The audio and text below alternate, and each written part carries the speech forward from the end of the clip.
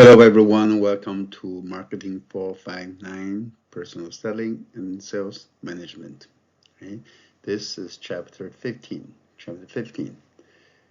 Marketing Cost and Profitability Analysis. We're going to analyze the cost and profitability in marketing, sales and marketing. Okay.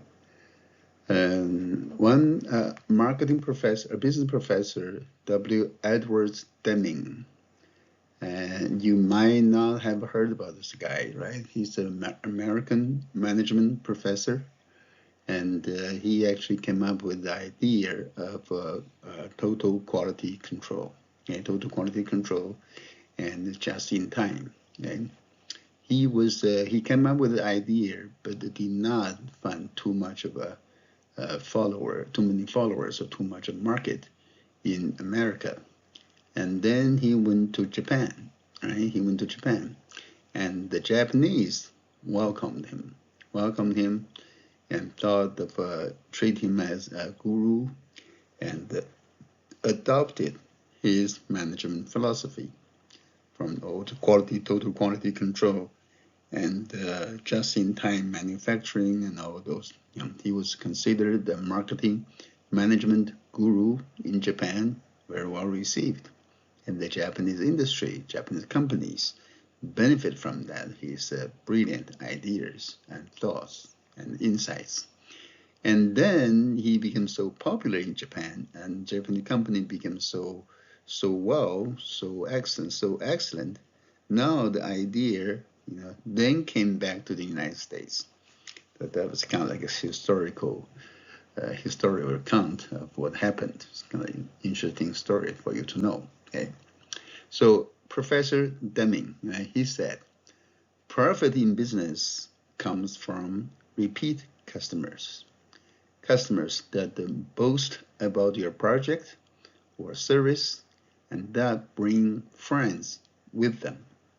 Okay, profits in business comes from repeat customers. Your repeat customers, the customers are coming back to you again and again, because those customers boast about your project or services and bring their friends with them. So you have more repeat customers. Okay, that's what the Deming told us. Quite interesting insight. Okay. All right, let's talk about the marketing cost and profitability analysis. Okay. This is this chart, figure 15.1, shows the comparison of marketing cost analysis and production cost accounting. Okay, production cost accounting and marketing cost analysis. You should have, I hope you have, right? I hope you should have taken management accounting 102 or 202. Your first one is probably financial accounting class, right? Your second one is management accounting class, right? In management accounting, you learn about production cost accounting. That's on the right-hand side here, okay? Production cost accounting, okay? And then, but here in sales management, we talk about the marketing cost analysis. That's not something that you find in your management accounting class, okay? So let's compare these two, right? These two, marketing cost analysis and production cost accounting analysis, okay? Let's look at the comparison factors. First, look at the basis for computing costs. How do you compute the costs? The costs involved, right? Marketing cost versus production cost, right? The basis for marketing cost analysis is the marketing unit, right? The marketing unit, remember the marketing unit we talked about before? It could be a territory, could be a customer group, order size, as well as the product itself. That's your cost analysis basis of the cost analysis, okay? The production cost accounting, on the other hand, they use just unit of product, per unit.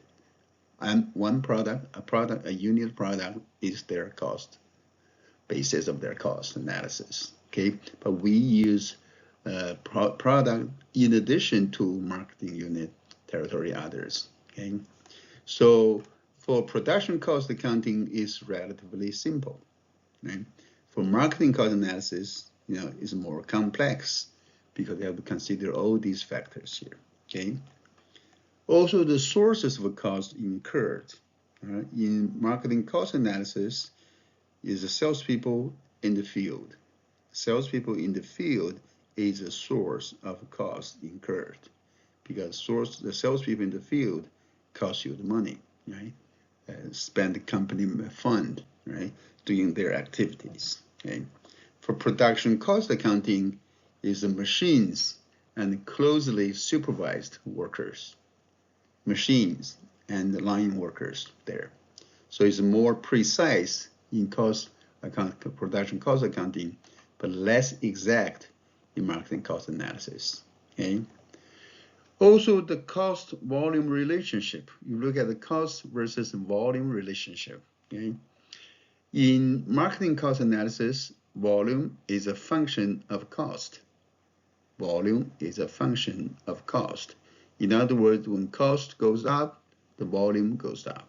When cost goes down, the volume goes down. Okay.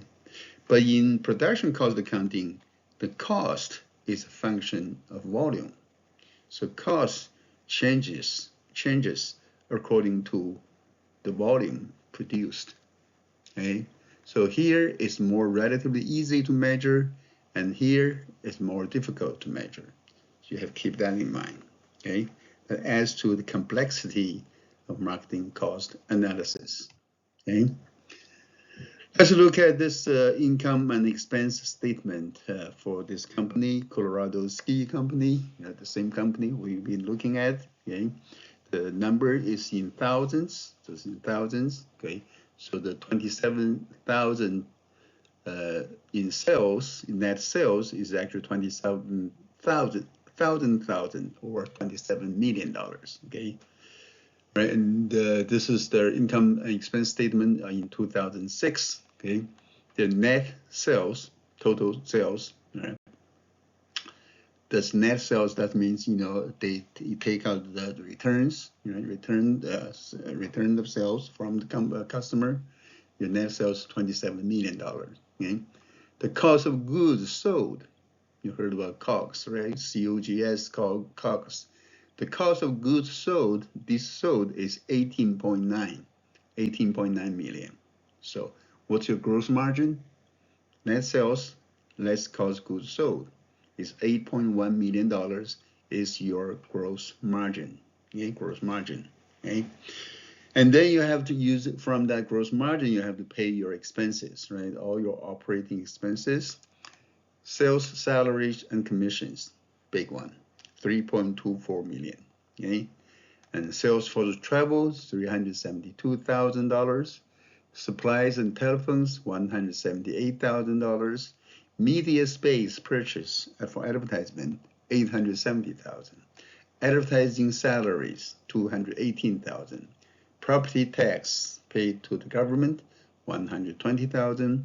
Heat and light, gas bill, and electricity bill, $168,000. Right? Insurance, $84,000. All the insurances. Administrative salaries, your secretaries, your administrators, okay, $930,000. Right? Other expenses, $120,000. Right? You add all these up. These are all your operating expenses, $300,000 or $6.3 million. Right? You have your gross margin of 8.1 million minus 6.3 million in operating expenses. You get a net profit of 1.8. So of the $27 million in sales, you get the net profit of $1.8 million. This is a usual, normal income and expense statement. Okay. Let's look at the income expense distribution sheet for this company. Right. This is going to show the allocation of ledger expenses items to activity categories. In order to analyze your sales volume, you want to look at the expenses, right? You have the expenses. You want to allocate ledger expenses to different activity categories. Okay? What are the ledger expenses? Okay? as we show, I have shown you in the previous slide, sales salaries, commissions, sales force travel, supplies, telephone, media, advertising space, advertising salaries, property taxes, heat and light, insurance, admin salaries, and others, right? You have seen that. And the total here is expenses total 6.3 million. We just look at that, okay? But the 6.3 million in total expense, right, on all these items, we want to allocate that to different cost categories, activity cost categories, different activities. There are different categories of activities. For example, how much of this expense is on personal selling, right? How much is on advertising? How much on warehouse and shipping? What about order processing? What about administration? Okay, of all these activities or functions, right? We want to allocate the total expenses. The $3.2 million in salaries and commissions, of course, is under personal selling, right? All spent on salesperson. Yeah, this is a big part, right? Advertising, all these has nothing to do with it, right? Sales force travel, 372,000, of course, all to personal selling, to salespeople travel, okay? Nobody else used that money, okay? Supplies and telephones, 178,000 there, right? That, the personal salespeople use that, 43,000, right? 43,000. And advertising people use supplies and telephones, 22. Warehouse use that, order processing unit to use that, and administration use that. Okay, you can see. Media space you spend on buying advertising, 870,000, all spent by advertising. Okay, others no. Advertising salaries, all by advertising people. See that, not others, right? Or the property tax on the buildings, on the offices. Right? You allocate that according to the office space they have for this, that. Right? Every category has some. Okay? Heat and light utilities, right? Every unit has some. Right? Insurance, again, distributed across the whole board. Okay? And then admin salaries, excuse me. Admin salaries, you allocate that to different activity cost groups, categories, okay? And other expenses also distributed, okay? So if you look at the $6.3 million in total expenses, you add all the personal selling, 3.84, okay? All the advertising group people, 1.2. The warehouse and shipping department, 480, right? Order processing, 240. Admin, 513. So you allocate, right, the ledger expenses items to activity categories. Okay, this is one more step in analysis. Okay.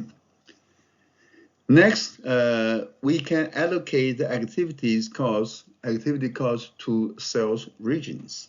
Remember, the company has different sales regions, right? For this Colorado ski company. Okay. And for example, we have this personal selling, advertising, warehousing, and all the processing admin here, right? Activities, right? And then we have different regions. The company has different regions: Eastern, Midwest, and Western regions. Okay, so all your expenses you need to allocate to the different regions onto different items. Okay, let's see. Okay, personal selling. Right? Personally, the way to allocate is direct, right? Expense to each region, or whatever much each region costs in sales, salary, and commissions, 3.8 million here, and 1.01 million went to Eastern region, 747,000 to Midwest, and 2 million to Western regions. Add together, okay?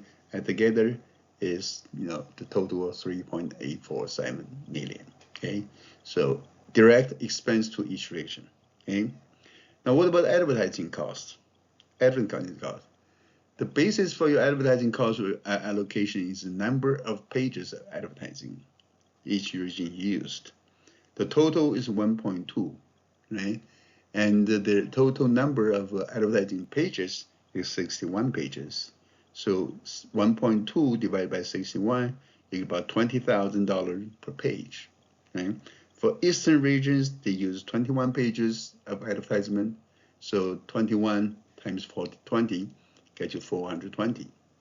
Midwest region, 11 pages, times that, you get 747. Western regions, 29 pages, times that, give you $2 million, okay? That's how you allocate the advertising money here, okay?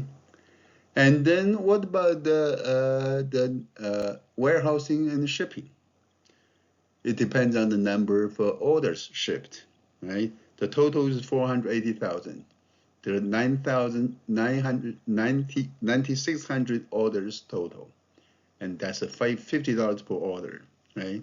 For Eastern region, they process 3,800 orders times 50, get you 190. Midwest, 2,500 orders, get you 125. And the Western region, 3,300 orders, get you 165.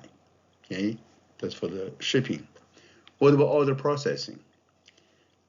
The allocation base is the number of invoice lines, by the line, invoice lines, right? The total cost is 240,000. The total number of invoice lines is 120,000 lines. And that's $2 per line, okay?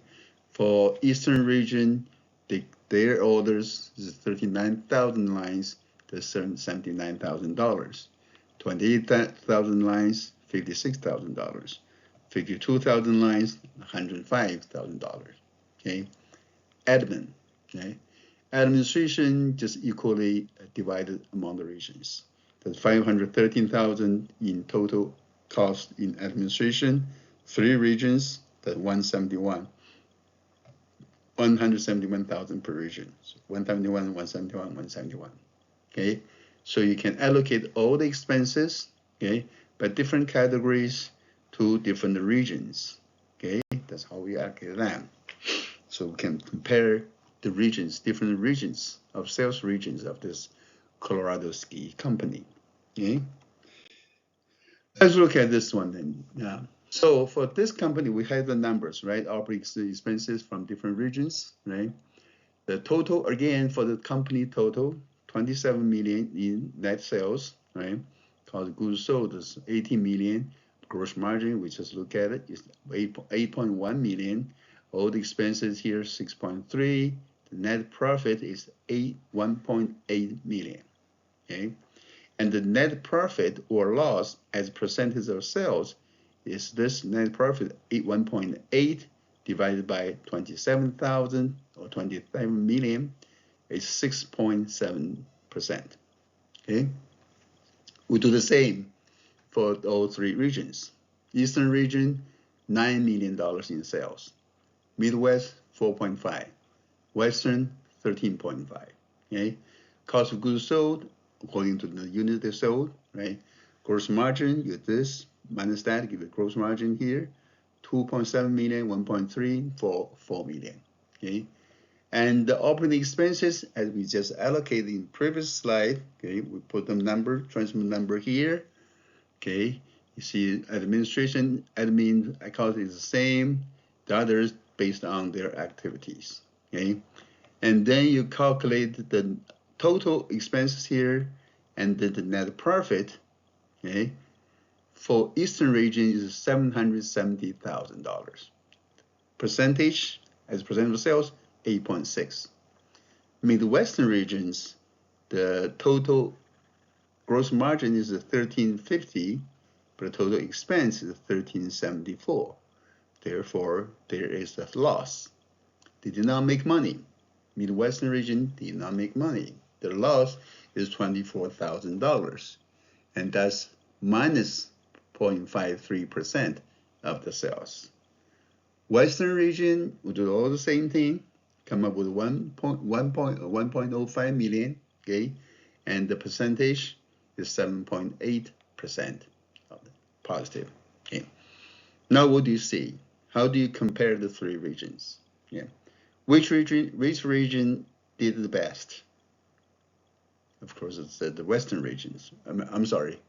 If you look at it percentage-wise, it's Eastern region, right? You get the highest percent, right? And if you look at the dollar-wise, is the Western region, $1.05 million. Okay, $1.05 million. Their net profit as a percentage is 7.8, close to that, but it's lower than that, right? Which one did the best? Midwestern, right? They lost money, right? The percentage, of course, is low, is negative, okay? So you compare the three regions, Western, we can see Western contributed the most in profit, and the second highest in percentage. Eastern region contributed the second highest in profit, but the highest in net profit as a percentage. Midwestern region, not doing well, okay? So this is the self-marketing cost analysis of the different regions by the different regions, okay? So the methods used to allocate indirect costs. What about indirect costs? Okay, the direct costs you can calculate based on the direct activities associated with each one of them. What about those indirect costs? Okay, the different ways for you to allocate indirect costs. Okay, one is to divide the costs equally among territories or whatever market segments are being analyzed. Okay, you can divide the costs equally, right? That evaluation is easy to do, but inaccurate and usually unfair to some market segment. You can see that, right? Or another method is to allocate costs in proportion to sales volume obtained from each territory or product or customer group, in proportion to sales volume obtained, okay? So the underlying philosophy of this is apply cost burden where it can best be borne. That is, charge a high volume market segment with a large share of indirect costs. This method is simple and easy to do, but may be very inaccurate. It tells very little about segments profitability. Okay, so it's kind of a fair, but not too fair. Okay, you can say not I wouldn't say it's unfair, but not very accurate. Okay. The third method is allocate indirect cost in the same proportion as total direct cost. Right?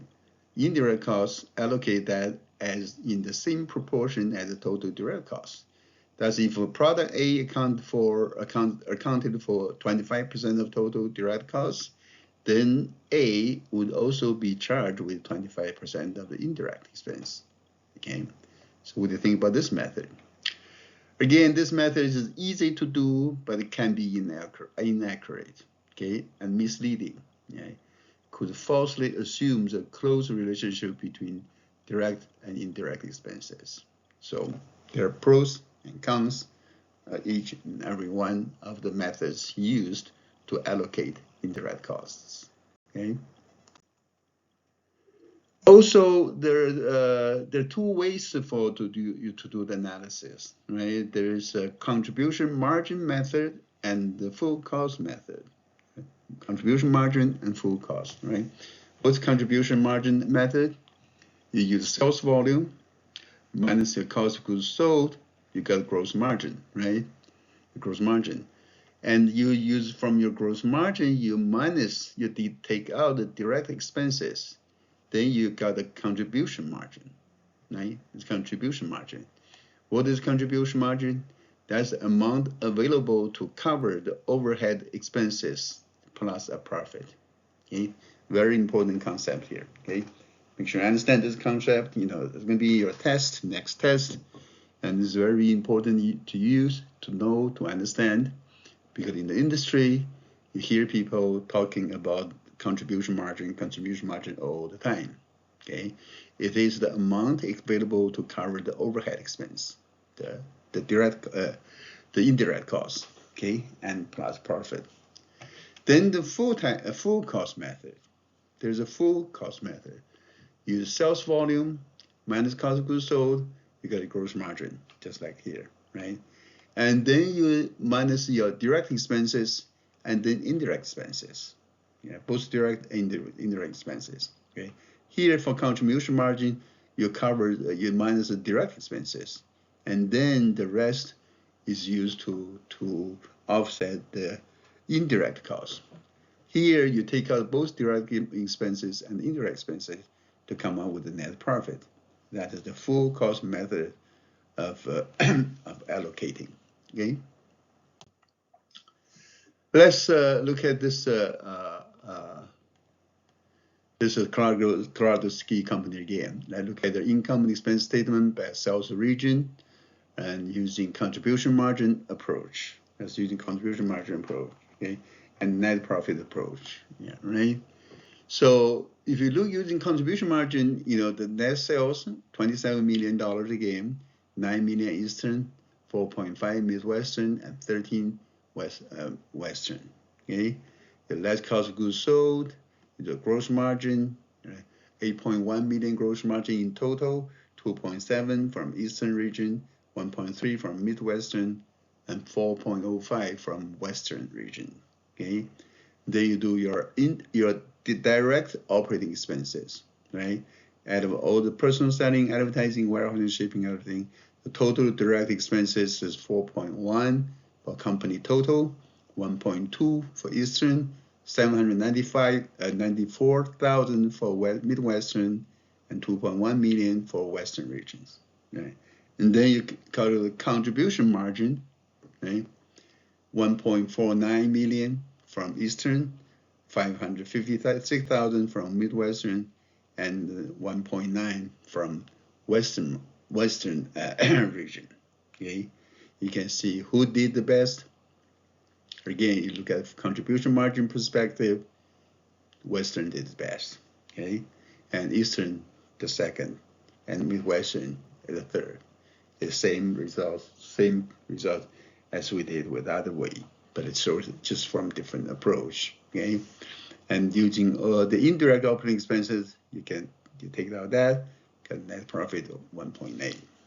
Okay, this is using contribution margin to evaluate the sales volume by the regions. Okay. All right. Finally, let's talk about the return on assets managed. Assets managed, ROAM. Return on assets managed.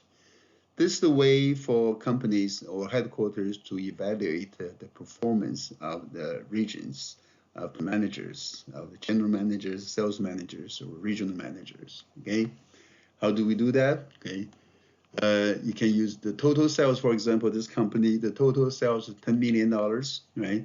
Cost of goods is $7 million. Gross margin 10 minus 7 is $3 million, right? Salaries 150,000, right? And commission 850,000.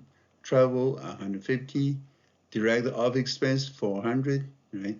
Total direct expense 150, right? From that, we calculate the contribution margins, $1.45 million in contribution margin. Okay, that's the company also has an account receivable of 2.2 million. What's the account receivable? If you forgot about it, that is if you sell your product on credit to other companies, right? To your customers, you send them an invoice, right? You ship the product, they receive the product, but they are yet to pay your invoice back. So that account is a receivable. You will receive the money. You do not have the money on hand. You have not received it yet, but it is on the way. It's coming in the future. That's called accounts receivable. Okay, accounts receivable total, it could be big money. Yeah, big money, right? This company has accounts receivable of 2.2 million. There's money coming your way. And also you have an inventory of $2 million. Okay, so your total assets then, accounts receivable plus that give you $4.2 million in total assets that you have. Okay? So then we can calculate the profit on sales. What's your profit on sales? Right? On your sales volume, right? How much of that percentage of that is your profit? You can use contribution margin. This is profit on sales percentage is calculated by dividing contribution margin by the sales volume. Contribution margin here, 1.45 million, right? Sales volume here, 10 million. 1.45 divided by 10 times 100, it give you 14.5%. That's the profit on sales. So for every $100 in sales, you can earn a profit of 14.5, basically. Okay, 14.5. Okay, and then another term is called asset turnover. Asset turnover. Okay, this is maybe a little bit hard for you to comprehend in the beginning, but try to understand it, study that, and think through that, and it's actually quite a useful, interesting idea, concept. Okay. Asset turnover is defined as the sales volume divided by accounts receivable, AR, plus inventories. Okay, what does that mean exactly? Okay? The sales volume is how much you sell over a year, right? And divided by this accounts receivable plus inventory is how much money you're going to receive, right? The cash coming, plus the inventory you have. Okay, so sales volume here, 10 million, right? Accounts receivable plus inventories, we hold that here, 4.2 million. So 10 over that, give you 2.38, okay? 2.38. What does that mean? Basically, that means that you can turn over, what is called turnover, asset turnover. You can turn over your asset, how many times you can turn over in a year, right? You give you that much of asset, right? And the asset, how many times of that you turn it over in sales? That's what it means. Okay, 2.38. The bigger the number, the higher the asset turnover, the more effective your manager is in doing your job. Okay, so how is the return on assets managed defined? Return on assets managed, or ROAM, equals profit on sales times asset turnover. Profit on sales, asset turnover, multiply that by that. So you multiply this right here by this right here, right? You get 14.5 here, 2.38 here, you get 34.5. That's return on assets managed, right?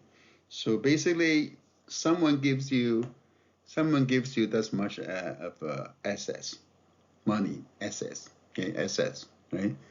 And for that assets, how much of profit can you get? That's how well you manage, right? How well you manage the company, right? So that's what it is. So in this profit return on assets managed, for $100 in assets you manage, you can give them a return of $34. Not bad, okay? Not bad, okay? Okay, this chapter has lots of numbers, okay? A lot of calculations, a lot of accounting terms. You might have forgotten your accounting class, financial accounting or management accounting. If you have to pick up the textbook and refresh yourself, please do, but study hard, okay? Study hard. In your test, it may ask you to do some calculations, but nothing too complicated, okay? You don't even need a calculator to do the calculations.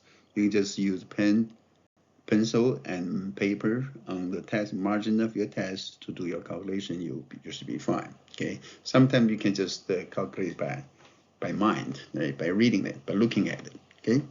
Okay, that's all I have for this chapter. Thank you and goodbye.